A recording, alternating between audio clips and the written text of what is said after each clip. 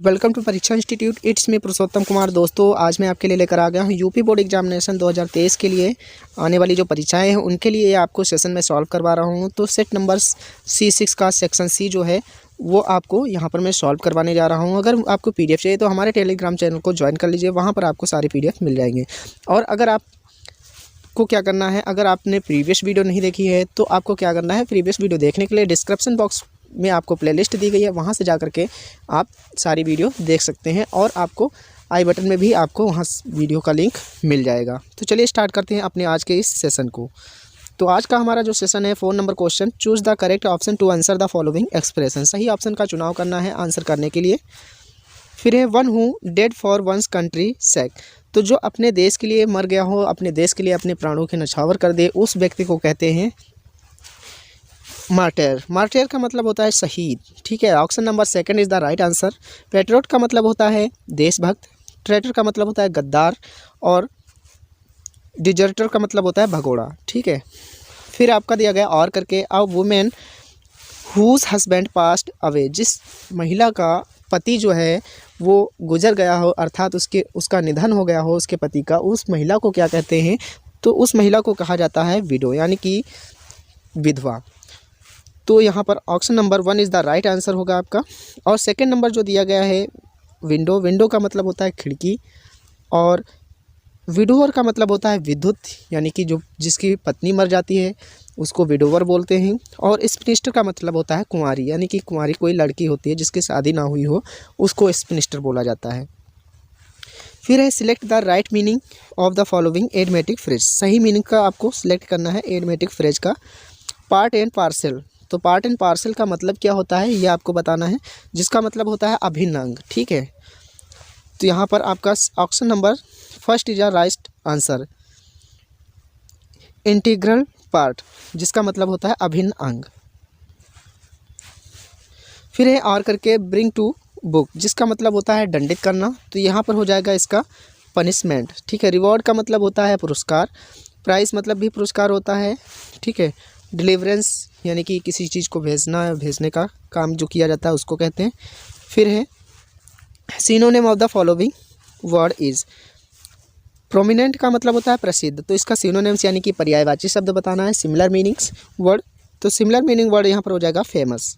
Famous मतलब भी प्रसिद्ध होता है। ऑब्स्क्योर का मतलब होता है अस्पष्ट। ट्राइफल का मतलब होता है छोटी बात। और इनसिग्निफिकेंट का मतलब होता है तुच्छ, यानी कि छोटा। तो option number 1 is the right answer. फिर है कवर्ड। कवर्ड का मतलब होता है कायर।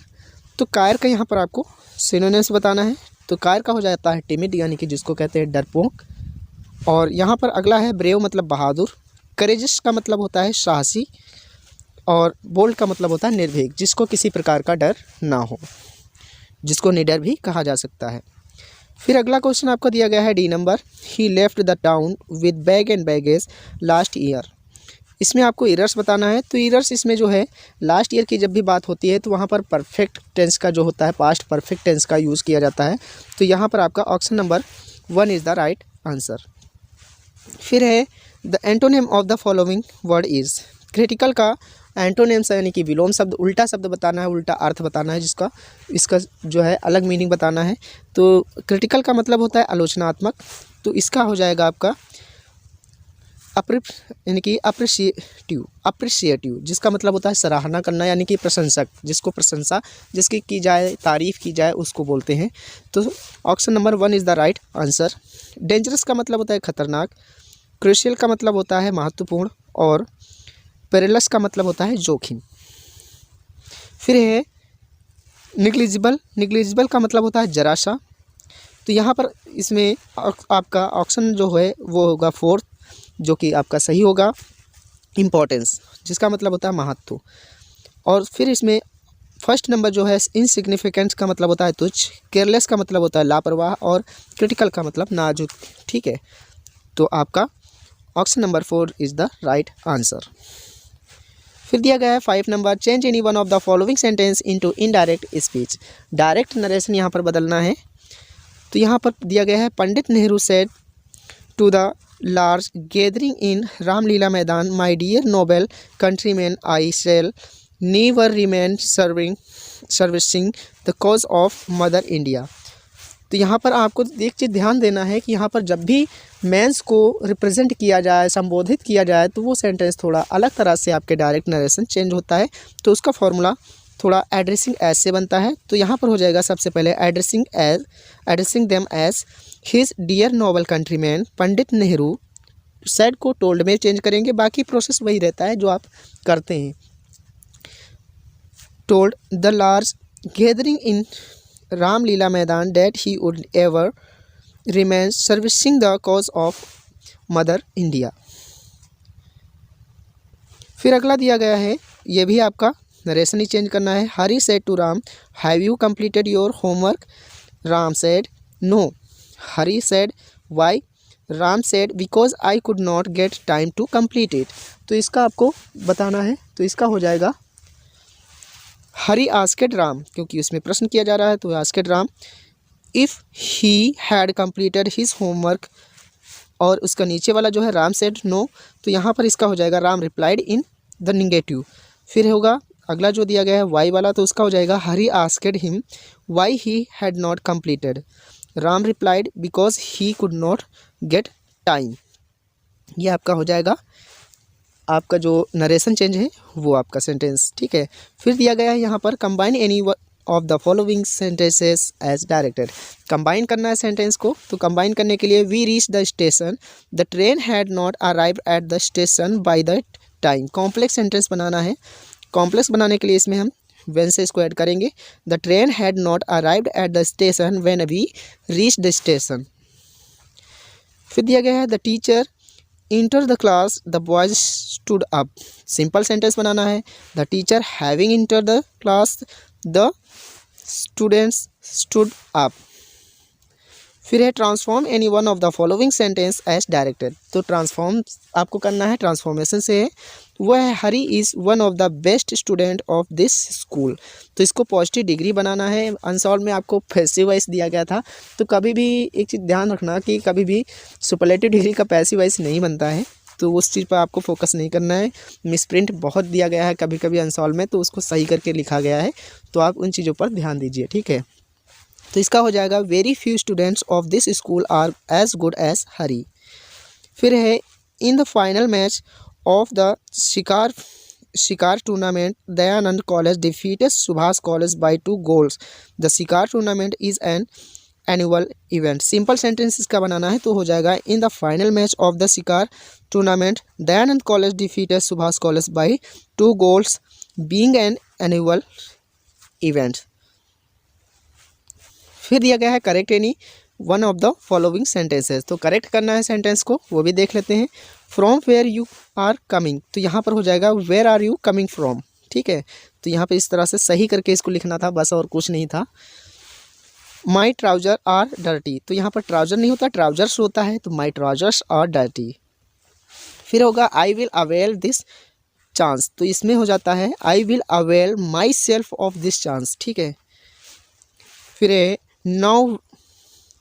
Know where you can find such a man, इसका हो जाएगा you cannot find such a man anywhere. Use any one of the following pair of word in your own sentence to make the difference in their meaning clear. तो meaning clear करना है आपको, यहाँ पर meaning में clear करता हूँ, sentence अपने आप से बनाना है। केटल का मतलब होता है केतली, केटल मतलब पशु, और पेन मतलब शीशा होता है, पेन मतलब दर्द भी होता है। बस स्पेलिंग डिफरेंस है जो कि आपकी दी गई हैं। फिर आपको दिया गया है translate the following into English. तो स्टोरी आपको दी गई है, इसको ट्रांसलेट करना है। स्टोरी है जर्मन के सम्राट फ्रेडरिक यह जानकर बहुत चिंतित हो उठे कि उनके देश की आर्थिक स्थिति दिनों दिन दयनीय होती जा रही है। उन्होंने एक दिन राज्य के कर्मचारियों को विचार विमर्श के लिए बुलाया। उन्होंने उनसे पूछा कि राज्य के खजाने की आय कम होने का क्या कारण है। दरबार में यह प्रश्न उठते ही सन्नाटा छा गया। अचानक एक वयोवृद्ध नागरिक ने कहा, सम्राट की आज्ञा हो तो मैं इस प्रश्न का उत्तर देने को तैयार हूँ। वृद्ध ने कहा कि प्रजा से वसूले गए कर की राशि सरकारी कोष तक पहुँचते पहुँचते चौथाई रह जाती है। सम्राट की शंका का समाधान हो गया। उन्होंने अगले ही दिन भ्रष्ट कर्मचारियों की छटनी कर दी। तो चलिए देखते हैं इसका इंग्लिश ट्रांसलेशन क्या है। इंग्लिश ट्रांसलेशन है emperor Frederick of Germany became very worried after knowing that the economic condition of his country was becoming pathetic day by day. One day, he called the employees of the state of discussion. He asked them what was the reason of the decrease in the income of the state treasury.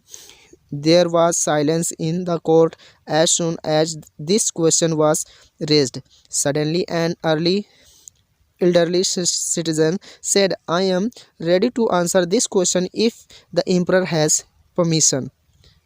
The old man said that the amount of tax collected from the subjects remained one-fourth by the time it reached the government treasury.